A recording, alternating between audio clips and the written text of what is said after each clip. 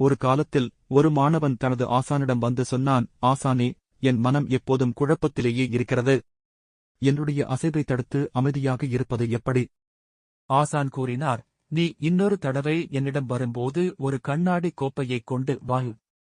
மறுநாள் மாணவன் ஒரு கண்ணாடி கோப்பையுடன் வந்தான்.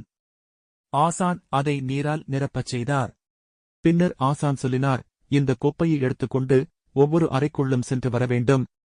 ஆனால் கோப்பையில் ஒரு துளி நீரும் சிந்தக்கூடாது. மாணவன் அதன்படி அப்படியே கோப்பையை பிடித்து ஒவ்வொரு அறையிலும் செல்லத் தொடங்கினான்.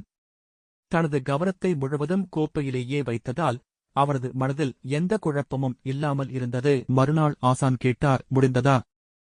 மாணவன் கூறினான், ஆமாம் ஆசானே, நான் கவனத்தை கோப்பையிலேயே வைத்ததால் எந்த சிதறல்களும் ஏற்பட்டதில்லை.